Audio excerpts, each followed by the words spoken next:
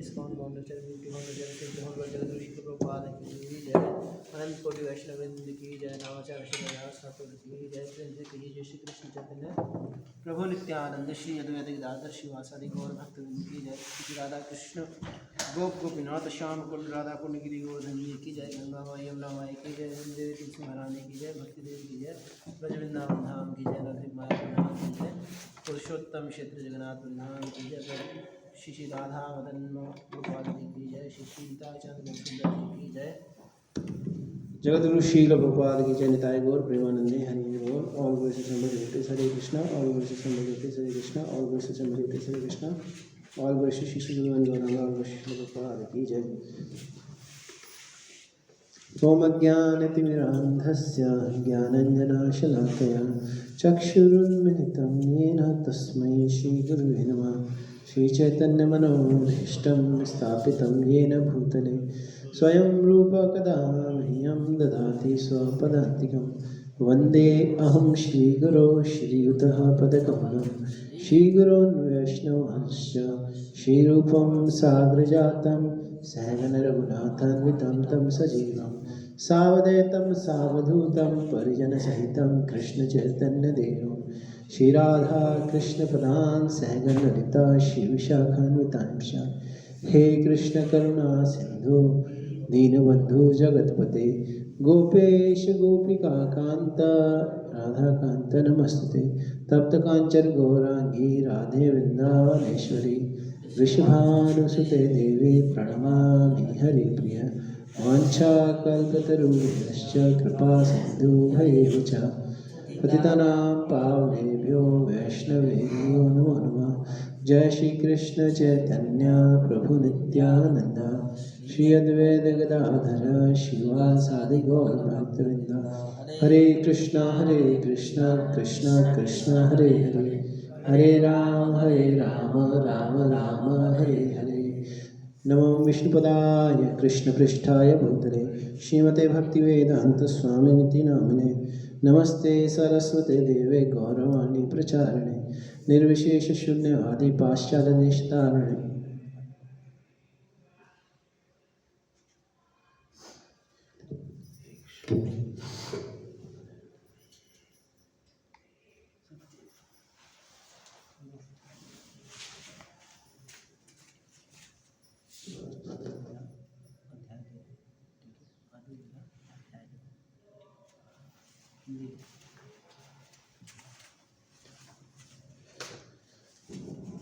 तो आज हम श्रीमद् भागवतम दशम स्कंद 14वां अध्याय ब्रह्मा द्वारा कृष्ण की स्तुति नामक अध्याय से 14 नंबर श्लोक पर चर्चा करेंगे। तो आप सभी का स्वागत है आज की प्रातःकालीन भागवतम कक्षा में। और मैं आप सबसे कृपा की याचना करूंगा ताकि मैं सब जो है गुरु परंपरा के वक्तव्य और शिक्षाओं के अनुसार इस श्लोक पे चर्चा कर सकें और अपना शुद्धिकरण कर सकें और उनकी मंशा उनकी हृदय की जो टीचिंग्स है या भगवान के प्रति जो ग्लोरिफिकेशन है उसको समझ सकें। तो आइए हम इसको रिसाइट करें। आज के श्लोक जो 14 नंबर श्लोक बोर्ड पे हैं। नारायणस्त्वं नहि सर्वदेहिना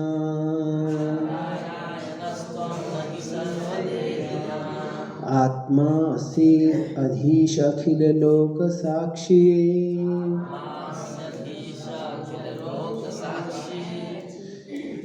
नारायणो अंगम नरभुजलायना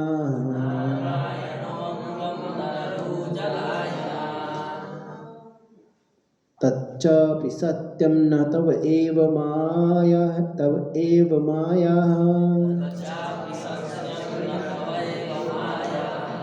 नारायणस्त्वं नहि सर्वदेहिना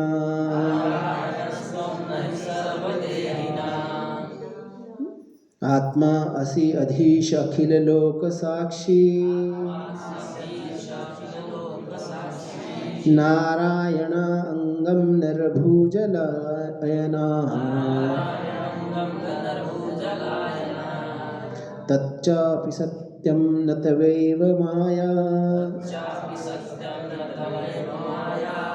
नारायणस्त्वं न हि सर्वदेहिनां आत्मास्यधीशखिललोकसाक्षी नारायणं गं नरभूजलायना तच्चापि सत्यं न तवेव माया नारायणस्त्वं न हि सर्वदेहिनां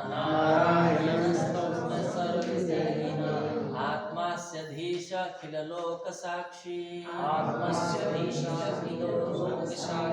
नारायणोऽङ्गं नरभूजलायना तच्चापि सत्यं न तवैव माया और कोई नारायणं यस्तोहीन सर्वदेहिनां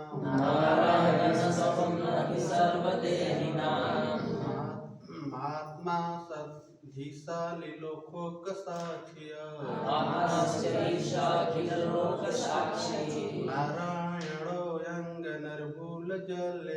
नारायणो यङ्गनर्भूलजल्याना तं तचापि सत्यं न तत्त्वेयमाया माता से नारायणस्त्वं न हि सर्वदेहिनां आत्मास्यधीशाखिललोकसाक्षी नारायणो अङ्गं नरभूजलायना तच्चापि सत्यं न तवेव माया नारायणं सत्त्वं न हि सर्वदेहिनां आत्मास्यधीशखिललोकसाक्षी नारायणो अङ्गनरभूजलायना तच्चापि सत्यं न तवेव माया हरे कृष्ण। धन्यवाद। शब्दार्थ अनुवाद तथा तात्पर्य।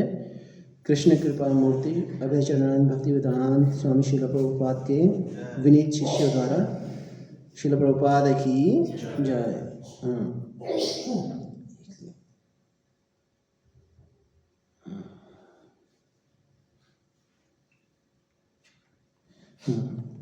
इस प्रकार है। नारायण भगवान नारायण तुम ना नहीं ही क्या सभी देहिना देहधारी जीवों अखिल आत्मा परमात्मा असि हो अधीश हे परम नारायण हे परम नियंता अखिल संपूर्ण लोकों के साक्षी गवाह नारायण श्री नारायण अंगम अंश नर भगवान से भू निकलकर जल के आयना प्रकट करने वाले स्रोत्र होने से तथा वह अंश च तथा अपि निसंदेह सत्यम सच न नहीं तव तुम्हारा एवं तनिक भी माया मोहक शक्ति। अनुवाद। हे परम नियंता प्रत्येक देहधारी जीव की आत्मा तथा समस्त लोकों के शाश्वत साक्षी होने के कारण आप आदि नारायण नहीं हैं। निसंदेह भगवान नारायण आपके ही अंश हैं और वे नारायण इसलिए कहलाते हैं क्योंकि ब्रह्मांड के आदि जल के जनक हैं। वे सत्य हैं, आपकी माया से उत्पन्न नहीं हैं। तात्पर्य शील प्रभुपाद ने चैतन्य चरितामृत आदि लीला 2.30 में इस श्लोक की टीका इस प्रकार की है। यह ब्रह्मा का कथन है कि जब वे भगवान कृष्ण द्वारा योग शक्ति प्रकट किए जाने पर पराजित होकर उनकी स्तुति कर रहे थे, ब्रह्मा ने यह देखने के लिए भगवान कृष्ण की परीक्षा लेनी चाहिए थी कि ग्वाल बाल के रूप में खेलने वाले कृष्ण सचमुच भगवान ही हैं। ब्रह्मा ने अन्य सारे बालकों तथा उनकी गायों को चारागाह से चुरा लिया, किंतु जब वे लौटे तो देखा कि सारे बालक तथा गौवें चारागाह में ही थीं, क्योंकि भगवान ने फिर से उनकी सृष्टि कर दी थी। जब ब्रह्मा ने भगवान कृष्ण की इस योग शक्ति को देखा तो उन्होंने हार मान ली और भगवान को अपना स्वामी तथा सृष्टि के प्रत्येक वस्तु का दृष्टा एवं समस्त जीवों के भीतर स्थित परमात्मा के रूप में संबोधित करते हुए उनकी स्तुति की। भगवान कृष्ण नारायण है, अर्थात ब्रह्मा के पिता है, क्योंकि कृष्ण के अंश रूप गर्भोदकशाही विष्णु ने गर्भोदक में शयन करते हुए ब्रह्मा को अपने शरीर से उत्पन्न किया था। कारणार्थ में महाविष्णु और सबों के हृदय में वास करने वाले परमात्मा स्वरूप क्षीरोदकशाही विष्णु भी परम सत्य के अंश है। श्री सनातन गोस्वामी ने इस श्लोक की टीका करते हुए भगवान के आदि स्वरूप कृष्ण के अवतार विष्णु या नारायण के अंश की विस्तृत व्याख्या की है। इसका सार यह है कि यद्यपि ब्रह्मा जी नारायण से उत्पन्न हुए हैं, किंतु अब ब्रह्मा समझ रहे हैं कि नारायण तो आदि भगवान श्री कृष्ण के ही अंश हैं। हरे कृष्णा। तो यहाँ ब्रह्मा जी प्रार्थना कर रहे हैं, और ब्रह्मा जी क्यों प्रार्थना कर रहे हैं? क्योंकि ब्रह्मा जी भ्रमित होकर भगवान की परीक्षा लेना चाहते थे। ब्रह्मा जी जब भगवान अपने ग्वाल बालों के साथ वृंदावन में लीला कर रहे थे, तो भगवान की लीला को समझ पाना अत्यंत दुष्कर है। बहुत कठिन है भगवान की लीला को समझना। भगवान के रूप को समझना भी कठिन है, भगवान के गुणों को भी, है ना। और रूप के ऊपर जो है परस्पर लोगों के बीच में विरोधाभास देखने को मिलता है कि भगवान का रूप है भी कि नहीं है, अगर है तो कैसा रूप होगा, है ना। कोई कहता है निराकार है, कोई कहता साकार है, कोई कहता है कि भगवान का रूप माया द्वारा निर्मित है। अध्यात्मवादी भक्त कहते हैं कि भगवान क्या है, सच्चिदानंद रूप है। तो कई तरह की जो है विरोधाभास देखने को प्राप्त होते हैं। और उसी प्रकार से भगवान के गुणों के ऊपर भी चर्चा करते हैं, तो लोग कई प्रकार से भ्रमित रहते हैं, कई तरह से विरोधाभास में देते हैं। कोई कहता है कि भगवान के कोई गुण नहीं है, निर्गुण है। कोई कहता है भगवान के दिव्य गुण हैं, भगवान के असीमित गुण हैं। तो किस प्रकार से समझाए, इसको जानना भी बड़ा कठिन है। उसी प्रकार से भगवान की लीला को लेकर भी क्या है, विरोधाभास रहते हैं। और सबसे कठिन है भगवान की लीलाओं के विषय में समझ पाना। इसको समझने के लिए बड़े बड़े देवतागण भी कैसे मोहित हो जाते हैं। जैसे हमारे सामने ब्रह्मा जी मोहित हो गए, और हम देखते हैं प्राय कभी शिव मोहित हो जाते हैं, कभी इंद्र मोहित हो जाते हैं, है ना।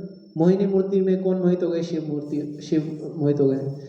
इंद्र कहाँ मोहित हो गए? इंद्र बार बार देखते कि बार बार भगवान के से प्रार्थना करते, फिर अगले ही क्षण जो है उनसे लड़ने को तैयार हो जाते। सत्यभामा जी के पारिजात जब लेके आ रहे थे तो फिर लड़ने को तैयार हो गए।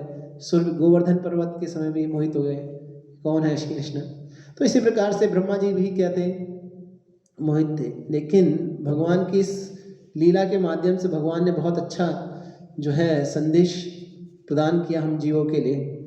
तो एक लीला के दो चीज़ें होती है, एक तो होता है भगवान की इंजॉयमेंट, और दूसरा होता है जीवों के लिए उससे क्या शिक्षा प्राप्त हो सकती है। तो जीवों को भगवान के इंजॉयमेंट में क्या करना चाहिए? सहयोगी बनना चाहिए और शिक्षा को प्राप्त करना चाहिए।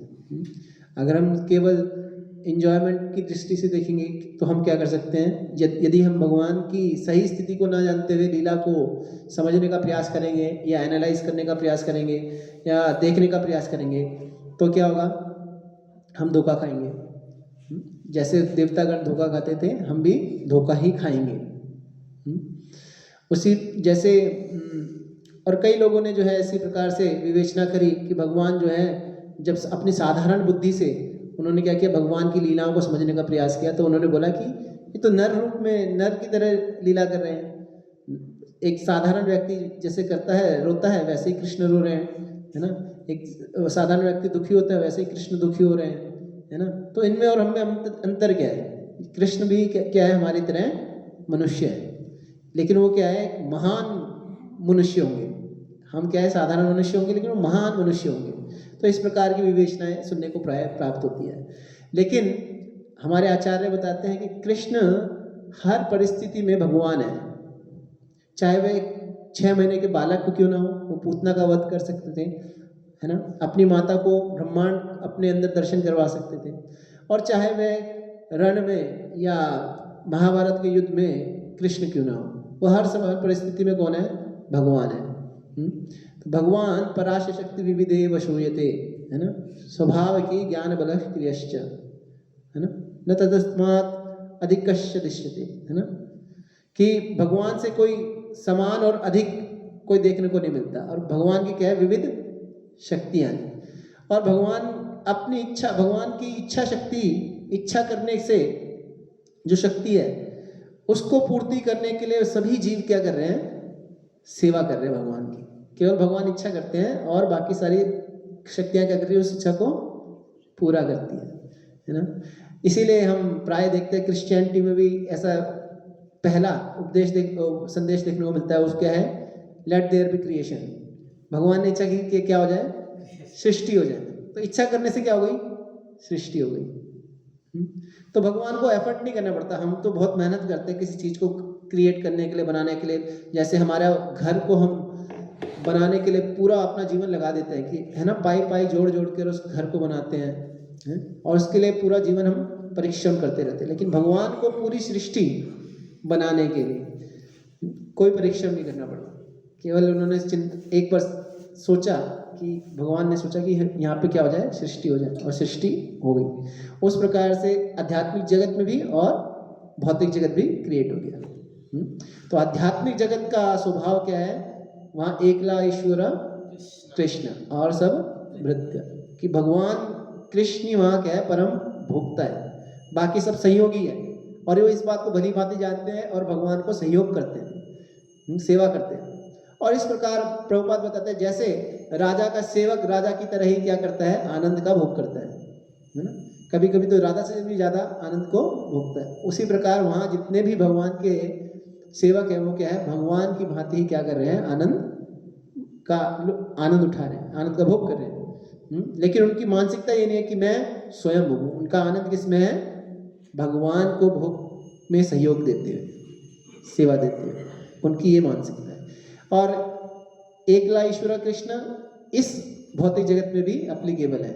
लेकिन यहाँ पे हम क्या है, हमारी चिंतन क्या है कि होंगे कृष्ण स्वामी, लेकिन हम भी कम नहीं, हम भी बन जाएंगे। ठीक है, तो ये जब तक चिंतन रहेगा कि हम भी कृष्ण बनकर या कृष्ण की तरह आनंद उठाएंगे, हम भी भोग कर सकते हैं, तो भगवान ने इस सृष्टि की रचना करी। तब इच्छे मता ब्रह्मा करे न सृजन, है ना, कि भगवान की इच्छा के अनुसार ब्रह्मा ने क्या किया, सृजन किया। और कारागार क्यों बनाया, आचार्य बताते हैं कि हम बद्ध जीवों की इस भोग प्रवृत्ति की मानसिकता को सुधारने के लिए, ताकि हम धीरे धीरे क्या कर सके, अपनी सही स्थिति को जान सके। हमारा स्थिति क्या है, हमारी स्थिति है जीवेर स्वरूप होए कृष्णेर नित्यर दास, है ना, कि हमारी स्थिति है कि हम भगवान के दास हैं।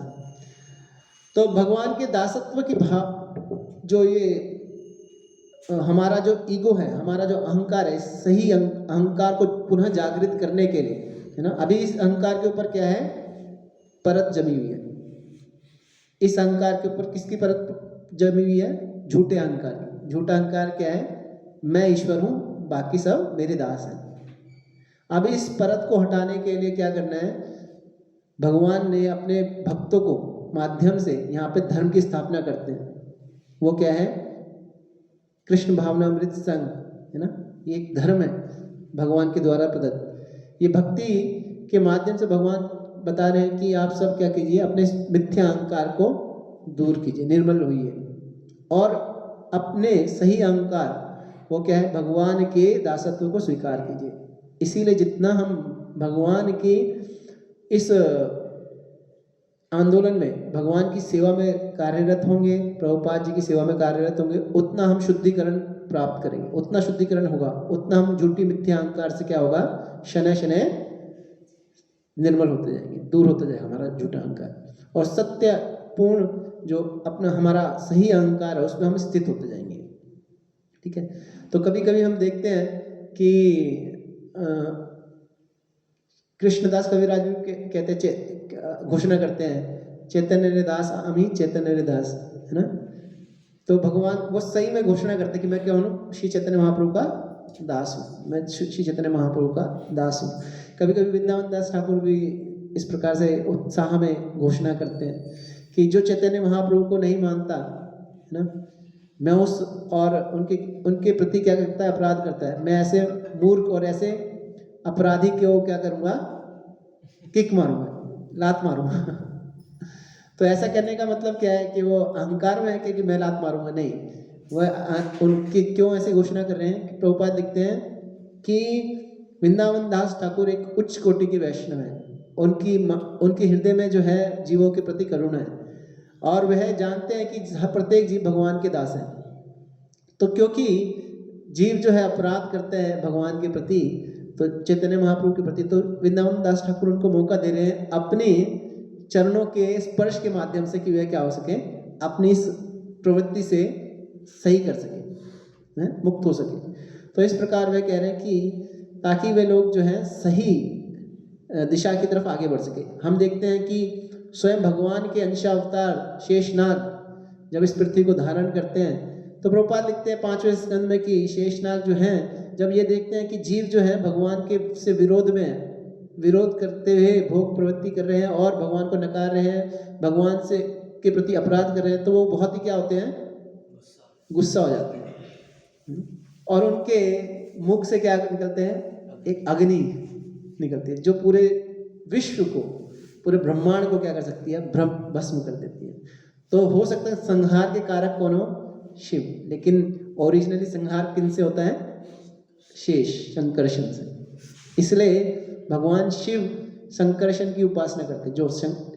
जो शिव हैं वो अहंकार को जो धारण करते हैं, वो अहंकार के रूप में कौन देखते हैं, ओरिजिनली संकर्षण से प्राप्त करते हैं इस जगत में।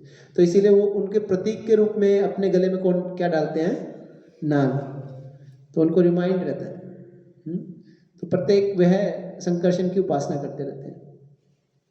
तो यहाँ पे जो है इसी प्रकार से हम देखते हैं ब्रह्मा जी जब इस लीला में विमोहित हो गए, ग्वाल बाल को उन्होंने चुराया, और ग्वाल बाल को चुराने के बाद वह भगवान की परीक्षा लेनी चाहिए कि कौन है, छोटा बालक है, सभी बालकों के साथ खेल रहा है और एक दूसरे का जूठन खा रहे हैं, कोई क्या कर रहा है, ऐसा ही नहीं कि साधारण तरीके से भगवान कृष्ण और परम पूज्य राधा गोविंद महाराज बताते थे कि भगवान कृष्ण जो है ऐसे ही नहीं, जब एक जो उनके वो होते थे सहपाठी या सहगणी जो थे, वो जब अपने मुंह में पानी पीते थे, दूसरा जो था भक्त जो था उसके मुंह में क्या मारता था, मुक्का मारता था, और एक पिचकारी बाहर निकलती थी, और कृष्ण जो है वही पानी पी जाते थे। तो कृष्ण जो है ऐसी लीला कर रहे थे, तो बड़े बड़े क्या साधारण लोग भी बड़े बड़े देवतागण मोहित हो गए, बोले ऐसा कैसे, और कृष्ण जो है ऐसे ही किसी के मुंह से जो है निवाला छीन के खा जाते थे। तो लोग जो है बड़े ही भ्रमित हो गए। ब्रह्मा बोले कि ऐसे भगवान को तो बड़ा विस्मित है कि साधारण ऐसी गतिविधियां करना तो नहीं शोभा देता, मतलब किसी तो साधारण गतिविधियां हैं। तो परीक्षा लेना चाहते थे कि सही में भगवान है जिनको हमने बुलाया था, जिनको हमने प्रार्थना किया था इस पृथ्वी के भार को कम करने के लिए। तो वो परीक्षा क्या लेते हैं, जब एक ग्वाल बाल गैया चरा रहे होते हैं यमुना के तट पर, तो तुरंत सभी गैया को, सभी ग्वाल बाल को वे क्या कर लेते हैं, चोरी कर जाते हैं। और भगवान, क्योंकि सभी ग्वाल बाल ने बोला था कृष्ण अभी तो हम क्या कर रहे हैं, हमें खाने का टाइम हो गया है, समय हो गया है, तो हमारी गाय दूर चली गई है और दिख नहीं रही है, कृपया करके क्या तुम उन्हें बुला सकते हो। तो कृष्ण बुलाने गए और तब तक क्या हुआ, सारा गायब हो गए, और कृष्ण ढूंढे, बोले कोई नहीं मिला। अब कृष्ण को जो है, क्योंकि योगेश्वर हैं, तो कृष्ण जान गए कि ये ब्रह्मा जी की माया है। तो कृष्ण ने तुरंत क्या किया, अपना ही विस्तार करते हुए स्वयं ग्वाल बाल और गैया भी बन गए। तो आचार्य बताते कि ये जो समय था, और एक क्षण के लिए ब्रह्मा जी ऊपर गए, अपने एक क्षण के लिए, और यहाँ पृथ्वी में कितना हो गया, 1 साल बीत गया। तो आचार्य बताते हैं ये जो 1 साल था ये बहुत ही आनंद का विषय था पूरे ब्रज के लिए। क्यों? क्योंकि कृष्ण जो है सभी को मौका दिया उनके बेटा बनने का, है ना कि यशोदा के ही बेटे बने, अब कृष्ण किसके बेटे बन गए पूरे ब्रज के। तो जब ग्वाल बाल बने और ग्वाल बाल घर घर आए तो सभी माताओं का प्रेम बढ़ गया अपने बच्चों के प्रति। और ऐसा प्रेम था जैसे स्वयं कृष्ण को ही प्रेम करते सब। और सभी का प्रेम इतना बढ़ गया वात्सल्य भाव में, और कृष्ण जो है प्रत्येक माता के जो है स्तन से दूध पान कर रहे हैं, यहाँ तक कि गायों के स्तन से भी दूध पान कर रहे हैं। तो कृष्ण ने क्या किया, हर एक को मौका दिया दुग्ध पीने का, है ना, पिलाने का, तो सबसे दूध लिया। तो इस प्रकार जो है सभी को मौका दिया और सभी आनंद में थे। लेकिन जब ब्रह्मा जी तुरंत दूसरे क्षण यहाँ पे आए तो उन्होंने देखा कि सारे ग्वाल बाल वापिस हैं यहीं पे हैं। तो वे विस्मित हो गए, बोले मैंने तो चुराया था। तो वे पुनः वापस गए तो देखा कि सब वो हैं। तो वे एकदम विस्मित हो गए, ये कौन है। और वापस आते हैं देखते हैं कि भगवान के सामने जब तुरंत वापस पुनः प्रकट होते हैं और देखते हैं कि सारे ग्वाल बाल जो हैं भगवान नारायण के रूप में, चतुर्भुज रूप में क्या हो गए, परिवर्तित हो गए। प्रत्येक ग्वाल बाल सब नारायण बन गए। और वे इतने विस्मित हो गए, बोले मेरी उत्पत्ति किससे हुई है, नारायण से, है ना, और ये सभी नारायण हैं। तो इतना विस्मित हो जाते हैं और उनको फिर रियलाइज हो जाता है कि मेरे से क्या हुई है, गलती हुई है ना। तो महाजन जो है अपनी गलती से भी सिखाते हैं कि गलती करने के बाद कैसे सीखना चाहिए उससे। गलती करना प्रत्येक बद्ध जीव की क्या है, प्रवृत्ति है, to err is human, but लेकिन उसको कैसे सीखना है उस गलती से और सुधार करना है, ये अवश्य देखना चाहिए, सीखना चाहिए। जैसे एक बार श्रील प्रभुपाद जी के पास भक्ति तीर्थ महाराज थे। भक्ति तीर्थ महाराज जो है सेवा कर रहे थे और उनकी एक बस पार्टी थी, एक लाइब्रेरी पार्टी थी। तो उस पार्टी में उनका एक भक्त के साथ अच्छे से बन नहीं पा रहा था। होता है सेवा के समय भक्तों के बीच में थोड़ा मनमुटाव होता है, तो अच्छा नहीं बनता था। तो प्रभुपाद जब वहाँ आए तो भक्ति तीर्थ महाराज प्रभुपाद जी की सेवा कर रहे थे और सेवा करते करते प्रभुपाद को थोड़ा क्या सेवा कर रहे थे, एक बार प्रभुपाद जी को चोट लग गया थोड़ा। तो प्रभुपाद ने कहा जाओ नीम का जो पेस्ट है, नीम का एक पेस्ट बना के इस पे लगाओ। तो भक्ति तीर्थ महाराज गए और नीम का पेस्ट लेके आए और उनको लगाने लगे। तो प्रभुपाद जी की सेवा करते करते इतने सजग हो गए थे, इतने मतलब होता है ना कभी कभी बहुत ज़्यादा कंपन होने लग जाता है जब इतना ऑ एंड रेफरेंस के साथ कोई सेवा कर रहा होता है। तो देखते कि प्रभुपाद की सेवा करते करते उनके हाथ कांप रहे थे और पेस्ट लगाना तो चोट पे चोट लगाते लगाते पूरी धोती पे, उनके प्रभुपाद की धोती पे वो पेस्ट गिर गया। तो और घबरा गए। तो बोले कि प्रभुपाद अब जो है मुझे डांटेंगे बहुत बुरी तरह से। प्रभुपाद जब अपने शिष्यों को बहुत डांटा करते थे तो सोचे कि प्रभुपाद अब डांटेंगे और मुझे भगा देंगे, तो बड़ा घबरा गए। लेकिन उन्होंने अगले क्षण क्या देखा, प्रभुपाद मुस्कुरा रहे थे। तो प्रभुपाद ने कहा कि ठीक है कोई दिक्कत नहीं, आपने अच्छी सेवा करा। तो उस समय उनको रियलाइज हुआ कि नहीं, प्रभुपाद का ये जो स्वभाव भाव था इसके माध्यम से वो प्रभुपाद जी के और निकट आ गए। उन्होंने सोचा कि मेरी गलती से प्रभुपाद जो है ने मुझे त्यागा नहीं। प्रभुपाद ने क्या किया, मुझे और करीब ले आए, मुझे समझाने की चेष्टा करी कि गलती करना कोई बड़ी बात नहीं है, लेकिन क्या होना चाहिए, गलती से हमें अवश्य सीख लेनी चाहिए। तो उन्होंने ये सीख ली कि हो सकता है कि किसी भक्त से गलती हो या मेरे से भी गलती हो, तो मुझे क्या करना चाहिए, अपनी गलती से सीख लेते हुए कृष्ण भावनामृत में आगे बढ़ना चाहिए, दोबारा वो गलती नहीं करनी चाहिए। तो यहीं पे ब्रह्मा जी भी क्या देख रहे हैं कि उन्होंने किस प्रकार गलती करी, लेकिन तुरंत क्या करें, भगवान को समर्पित होना शुरू करें। तो असुर और देवताओं में यही अंतर है। असुर गलती करते हैं लेकिन उस गलती को क्या करते हैं, एक्सेप्ट नहीं करते हैं। वह गलती को कवर करने शुरू कर देते हैं कि नहीं गलती हुई है, उसमें गलती किसकी है, मेरी नहीं है, परिस्थितियों की गलती है, इस व्यक्ति की गलती है। तो ब्लेम गेम खेलते हैं, नहीं दूसरे की वजह से क्या हुआ, ये गलती हुआ। तो सीख तभी ले सकते हैं जब हम क्या हो, ग्रेटफुल हो, हम्बल हो, विनम्रता से गलती को स्वीकार करें और उसके ठीक करने की कोशिश करें। अन्यथा अगर हम दूसरों से अपने दंभ के कारण, अपनी ईर्ष्या के कारण, अपनी काम वासनाओं के कारण, किसी भी प्रकार से, क्योंकि जीव के अंदर क्या है, कई तरह की ये दुर्भावनाएं है ना, क्या काम, क्रोध, लोभ, मोह, मद, मत्सर, जिनके प्रभाव के अंतर्गत वो क्या कर सकता है, कई प्रकार से त्रुटियां करता है। तो इसी में से किसी भी प्रकार से कोई भी व्यक्ति अगर गलती करता है और वह विनम्रता से उसे स्वीकार नहीं करता और गुरुजनों के प्रति आभार प्रकट करते हुए उनसे सीखता नहीं है, तो फिर क्या होगा, फिर हमारा जो प्रगति का मार्ग है वह अवरोध हो जाएगा। हम सीखेंगे नहीं, हम बढ़ेंगे नहीं, हम वहीं पे स्टक रहेंगे, उस गलती को बार बार करते रहेंगे। अगर हमने उस गलती से सीखना है तो क्या करना पड़ेगा, जो हमारे गुरुजन हैं, जो हमारे वरिष्ठ हैं, कभी कभी वो क्या करते हैं, हमें सीधा करने के लिए, सिखाने के लिए थोड़ी क्या करते हैं, चेस्टाइजमेंट भी करते हैं, डांटते भी हैं। तो उस डांट को क्या करना है, विनम्र भाव से स्वीकार करना चाहिए और उसको पीछे की मंशा को देखना चाहिए कि इसके बाद क्या होगा, मेरा सुधार होगा, मैं आगे बढ़ूंगा। तो प्रभुपाद के जितने भी शिष्य हैं वो कहते थे, प्रभुपाद जब डांटते थे तो ऐसा डांटते थे जैसे कहर बरपा रहे हो, ऐसा लगता था बिजली कड़क रही है और ऊपर से गिर रही है। और अगले ही क्षण जो है प्रभुपाद क्या करते थे, जब कोई भक्त जैसे जाता था उस डांट को लेके और प्रभुपाद के पास जाता था, प्रभुपाद मैंने बहुत बड़ा अपराध किया, मैंने गलती हो गई, बड़ा क्षमा कर दीजिए, तो ऐसा लगता था जैसे प्रभुपाद को कुछ याद ही नहीं है, प्रभुपाद एकदम खुश। तो ये महान भक्तों के और साधारण जीवों के बीच में डिफरेंस है। जब महान भक्त गुस्सा भी, रोष भी प्रकट करते हैं तो हमारे को शिक्षा देने के लिए, और तुरंत उस रोष को हृदय में नहीं रखते उस जीव के प्रति, वे क्या हो जाते हैं, तुरंत उसे भूल जाते हैं, तिरस्कार कर देते हैं और उनके प्रति दुर्भावना भी नहीं रखते दूसरे भक्त के प्रति, जिसके प्रति।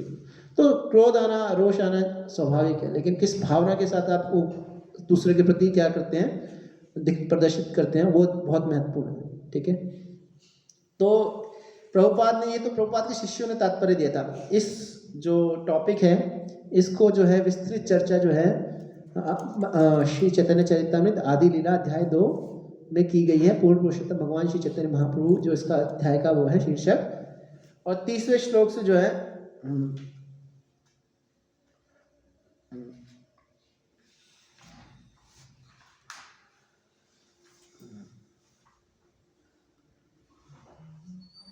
30वें श्लोक में इसको बताया गया है। इसका अनुवाद इस प्रकार से किया गया, प्रभुपाद ने किया इसका अनुवाद। वहाँ ये है, हे प्रभु के प्रभु, प्रभुओं के प्रभु, आप सारी सृष्टि के दृष्टा हैं, आप निसंदेह हर एक के प्रियतम प्राण हैं, तो क्या आप मेरे पिता श्री नारायण नहीं हैं? नारायण का अर्थ है जिसके घर जल में है, जो नर गर्भोदकशायी विष्णु से उत्पन्न हुए हैं, और वे नारायण तो आपके अंश हैं। और आपके सारे पूर्ण अंश दिव्य हैं, हे परम पूर्ण, वे परम पूर्ण हैं और माया द्वारा सृजित नहीं हैं।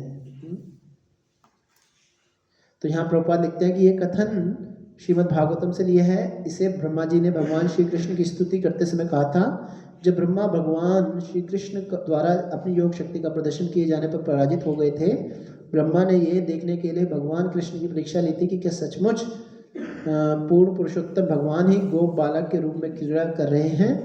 ब्रह्मा ने अन्य सारे बालकों को उनके बछड़ों समेत चारागाह से चुरा लिया था, किंतु चारागाह लौटकर उन्होंने देखा कि सारे बालक तथा बछड़े वहीं पर थे, क्योंकि भगवान कृष्ण ने उन्हें फिर से उत्पन्न कर दिया था। जब ब्रह्मा ने कृष्ण की यह योग शक्ति देखी तो उन्होंने हार मान ली और उन्होंने भगवान की स्तुति सृष्टि के स्वामी एवं हर वस्तु के दृष्टा के रूप में तथा हर जीव के भीतर स्थित परमात्मा के रूप में एवं सबको प्रिय कहकर की। वही भगवान कृष्ण नारायण अर्थात ब्रह्मा के पिता हैं, क्योंकि भगवान कृष्ण के पूर्ण अंश गर्भोदकशायी विष्णु ने ब्रह्मा ने अपने आप को गर्भ सागर में स्थापित करके अपने शरीर से ब्रह्मा को जन्म दिया था। कारण सागर में महाविष्णु तथा जन जन के हृदय में परमात्मा रूप में क्षीरोदकशायी विष्णु के रूप में परम सत्य के दिव्य विस्तार हैं। तो वही भगवान जो है अपने आप को विस्तार करते हैं अनेक रूपों में, जैसे उपनिषदों में कहा गया है क्या, विष्णुस्तु त्रीणि रूपाणि पुरुषाख्यानि अथो विदु एकं तु महतः सृष्टिर् द्वितीय तु अंडस्थम तृतीयम सर्वभूतस्थम तानि ज्ञात्वा में मुच्यते। क्या विष्णु तु त्रीन रूपाणि, मैंने विष्णु जो है 3 रूपों में है। कौन? पुरुषाख्यानि अतो विदु, और पुरुष के रूप में जाने जाते हैं। जो पुरुष अवतार कहा जाता है भगवान के, वो कौन है? इनको कहा जाता है। और एकम तु महत् सृष्टि, कि एक जो है पूरे महत् यानी पूरे ब्रह्मांड की सृष्टि करते हैं। वो कौन है? कारण दर्शय विष्णु, जिसको ब्रह्म संहिता में कहा है यस्य, है ना, यस्य स्थित काल थावलंब्यो जीवंति लोम बिलजा जगदंडनाथा विष्णु स यहाँ महान विशेषो, है ना, गोविंदमादि पुरुषम तमम मजामि। तो इसका मतलब क्या है? एक भगवान की कला यानी अंश है, जिनके माध्यम से अनगिनत ब्रह्मांड, जिनके रोमकूप से क्या निकल रहे हैं? बाहर निकल रहे हैं। और ये कहाँ पे है? कारण सागर में। और कारण सागर क्या है? स्वयं बताया गया है भगवान कारण दशाई के रोम से निकले हुए जल से बना है। ठीक है, तो कारण सागर। तो इसलिए नारायण को नारायण क्यों कहा जाता है? क्योंकि नर मतलब जल, आयन मतलब जिसके निवास या जिसको शरण देते हैं, है ना। तो भगवान उस जल पे को शरण देते हैं, या उनके माध्यम से जल प्राप्त निकला है। तो नारायण जहाँ निवास करते हैं जल में, इसलिए नारायण। दूसरा नारायण का मतलब क्या है? सभी जीवों के आयन को शरण देने वाले। दूसरे सभी जीवों को शरण देने वाले कौन है? स्वयं भगवान। जैसे भगवान जब सृष्टि करते हैं तो गर्भोदश्याय विष्णु के रूप में वो क्या करते हैं? सभी जीवों के एक लंप, है ना, जिसे कहा जाता है जीव भ्रम, है ना, उसको क्या कहते हैं? शरण देते हैं। सभी जीव क्या करते हैं? विलय के समय किनकी उसमें चले जाते हैं? उनके पेट में चले जाते हैं, है ना। तो सृष्टि भी चली जाती है और जीव भी चले जाते हैं। तो उनको शरण देने वाले भी भगवान है, इसलिए नारायण। ठीक है। और दूसरे के द्वितीयम तु अंडंतस्थम, अंडस्थतम संस्थितम। तृतीयम क्या है? दूसरे कौन है? इस ब्रह्मांड के अंदर क्या है? स्थित है। वो कौन है? गर्भोदश्यायी विष्णु, जिनके जब वे इस ब्रह्मांड में आते हैं तो उनके शरीर से भी क्या निकलता है? गर्भोदश्यायी जल निकलता है, और उस पर भी वो क्या करते हैं? विराजमान होते हैं। और उनकी पेट से, नाल से क्या निकलता है? एक कमल का फूल निकलता है। और कमल के फूल में कौन आते हैं? ब्रह्मा जी। तो ब्रह्मा जी अपने पिता को याद कर रहे हैं, लेकिन ये तो पिता के पिता हैं। इसीलिए आचार्य लिखते हैं कि ये श्लोक जो है उस भाव से भी बोला गया कि गतिर भर्त प्रभु साक्षी, है ना, धाता माता पितामह। ठीक है, कि भगवान क्या है? प्रभु साक्षी भी हैं, माता भी हैं, धाता भी हैं और पितामह भी हैं। ठीक है, तो ब्रह्मा जी इस भाव से जो है याद कर रहे हैं कि आप क्या है? मेरे ओरिजिनल कॉज हैं। इससे पहले एक प्रार्थना में ब्रह्मा जी बोलते हैं कि आप मेरी माता हैं। माता होने के कारण क्या है? जैसे माता गर्भ में बच्चा होता है और जब लात मारता है तो माता क्या बुरा मानती है? नहीं, वो अंदर से लात मार रहे हैं लेकिन माता प्रसन्न होती है। उसी प्रकार से हम सभी जीव क्या हैं? आपके उदर से ही प्रकट हुए हैं, आपके उदर में ही हैं। तो हम, मेरे से कोई गलती हो गई, कृपया करके माँ समझ कर क्या कर दो? बच्चे की गलती को माफ कर दो, है ना। इस प्रकार से प्रार्थना करते हैं। अब वो पिता भाव में बोलते हैं आप मेरे पिता भी हैं, है ना, क्योंकि आपसे जो है बिना किसी स्त्री के या बिना किसी दूसरे जीव के मदद के आपके नाल से से नाभि से क्या निकला? कमल प्रकट हुआ, और उस कमल के स्रोत जो थे आप हैं, और उस कमल में मैं क्या हूँ? प्रकट हुआ था।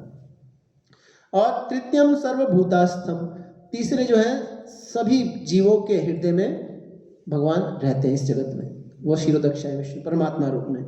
तानी ज्ञात्वा विमुच्यते, जो इस बात को समझ जाता है वो क्या हो जाता है? मुक्ति को प्राप्त कर लेता है।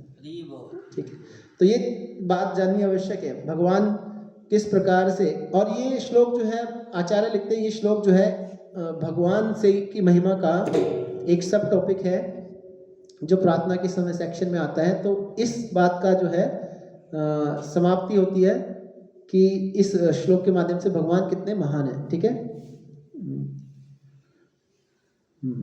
तो पुरुष रूप में बताने के बाद वो बताते हैं कि अधीश भगवान जो है सभी के ईश्वर है। तो यहाँ पे बोल रहे हैं कि जीव गोस्वामी बताते हैं कि भगवान आप जो हैं पहले पुरुष यानी स्वयं कारणोदशाई विष्णु से भी क्या है ऊंचे हैं, ये श्रेष्ठ है। महाविष्णु जो है आपके ही अंश है, जैसे द्वितीय स्कंद में बताया गया है अवतार पुरुष परस्य, दूसरे स्कंद के 6 अध्याय के 42वें श्लोक में, कि महाविष्णु जो है भगवान के अंश है जो कि वैकुंठ में हैं। ठीक है, श्रीधर स्वामी बताते हैं परस्य, परस्य का मतलब है जिनके माध्यम से प्रकृति को क्रियान्वित किया जाता है। ठीक है, तो पहले जो अवतार है आदो अवतारः, जो कारणोदशाई विष्णु है वो क्या है, उनके हजारों क्या है सिर हैं। और बताते हैं कि ये जो है इनका वर्णन जो है वेदों में प्राप्त होता है। और यहाँ बताया कि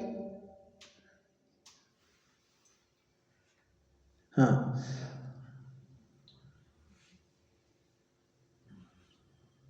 तो नारायण का एक और अर्थ देते हैं जीव गोस्वामी, वो कहते हैं कि जितने भी अवतार हैं, जितने भी रूप हैं क्षीरोदक्षाई विष्णु के, जो सभी जीवों के हृदय में रहते हैं, और जितने भी अवतार गर्भोदशाई विष्णु इस ब्रह्मांड में लेते हैं, है ना, जितने भी अवतार इस ब्रह्मांड में लेते हैं वो क्या है, उनको नार कहा जाता है?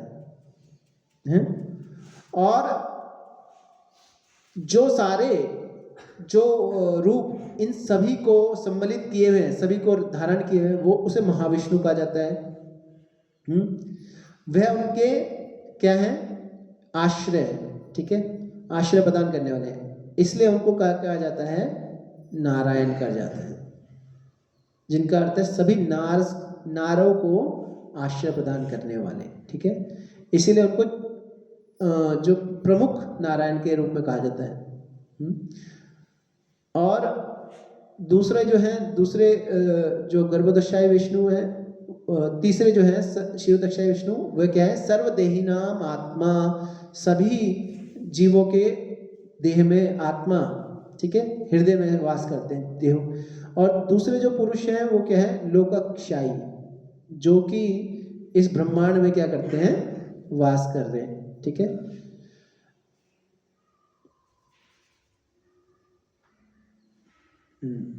तो ये इसका अर्थ है।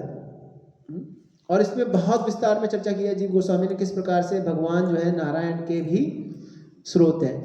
पहले स्कंद के 3 अध्याय में जब चर्चा होती है, तो चर्चा होते क्यों हो रही है कि भगवान के पुरुष अवतार के विषय में परीक्षित महाराज ने पूछा था कि भगवान के पुरुष अवतार कौन से हैं, तो उसके उत्तर में 3 अध्याय के पहले 6 श्लोकों में जो है चर्चा की कि पुरुष अवतार कौन है ना। जैसे हमने ये चर्चा करी इस श्लोक के माध्यम से, विष्णु त्रिरूपाणी, तो वहाँ पे भी बताया गया कि पहले कारणोदशाई विष्णु है, दूसरे गर्भोदशाई है, तीसरे क्षीरोदक्षाई है। उनके रूप के बारे में बताया, फिर आगे चर्चा करते हुए उनके विभिन्न अवतारों के विषय में बताया गया। और अवतार बताते बताते 23वें श्लोक में बताते हैं, एते चा शकला पुंसम कृष्णस्तु भगवान स्वयं इंद्रियाणि व्याकुलम लोके मृदयन्ति युगे युगे। तो श्रीधर गोस्वामी कहते हैं कि भगवान के अनंत अवतार है, जैसे समुद्र में जितनी लहरें आ रही हैं वैसे भगवान के विभिन्न अवतार हैं, लेकिन कृष्णस्तु भगवान स्वयं, कृष्ण सभी के क्या है, स्रोत हैं।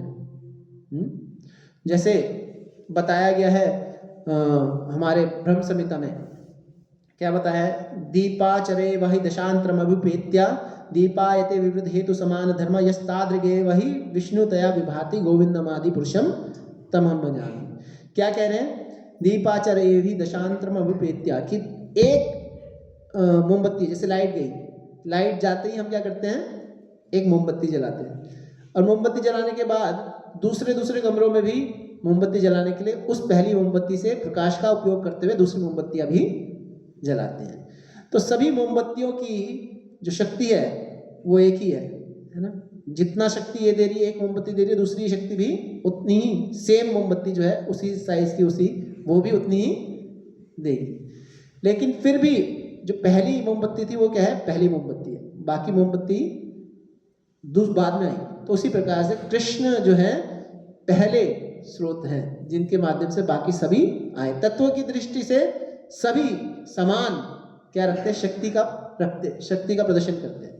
सभी में शक्ति क्या है, सेम है, लेकिन रस की दृष्टि से क्या है, कृष्ण जो है महान है और ज़्यादा श्रेष्ठ है। ऐसा बताया गया है, हमारे आचार्य बताते हैं, भक्ति रसामृत सिंधु में बताया रूप गोस्वामी ने कि 64 गुण जो है वो जो है कृष्ण प्रदर्शित करते हैं। उन 64 गुणों से कोई जीव जो है, जो अपनी सबसे उच्च सर्वोत्कृष्ट क्षमता अगर प्रदर्शित करेगा तो ब्रह्मा शिव के तक जो है जीव जो है अब 55 गुणों को प्रदर्शित कर सकते हैं।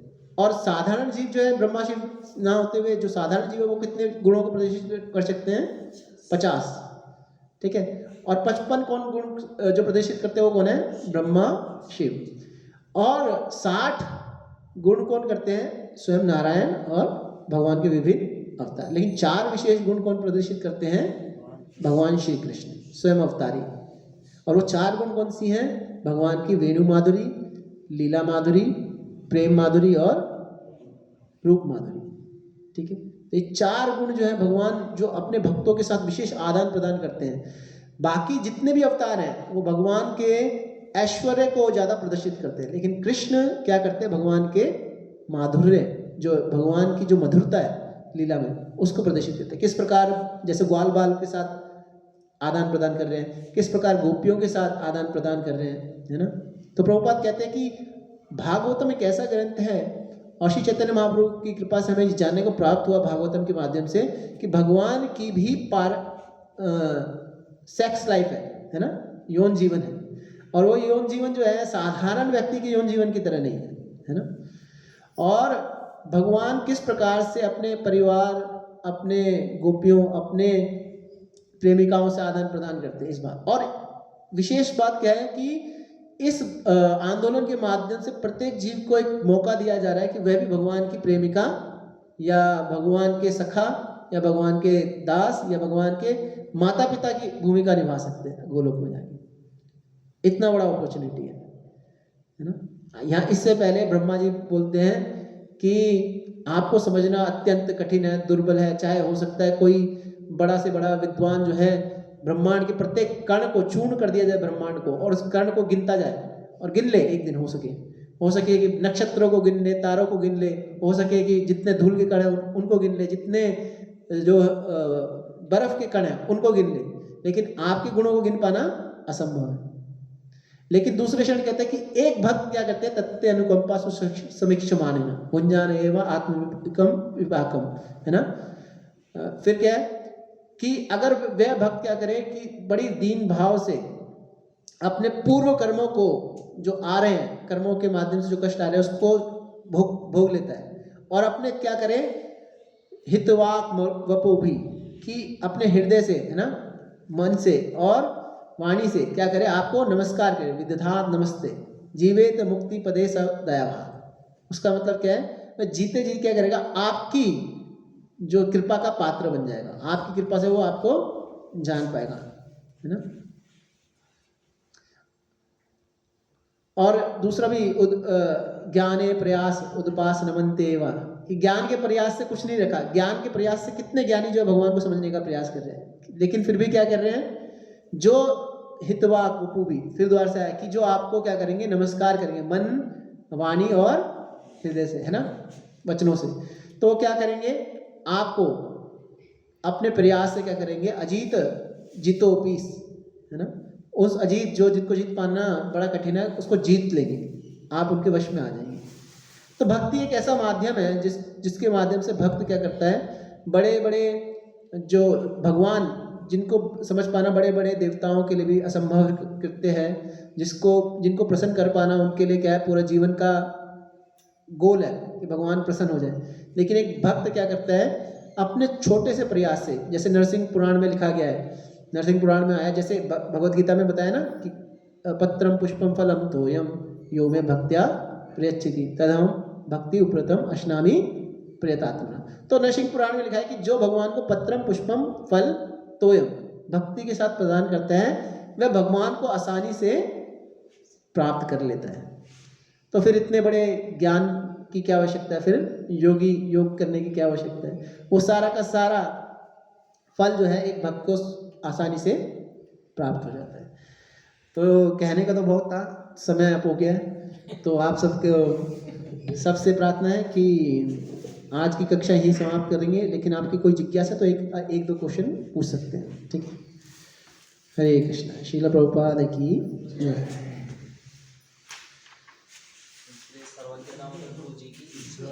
ताई गुरु ब्रह्मण्य हरि।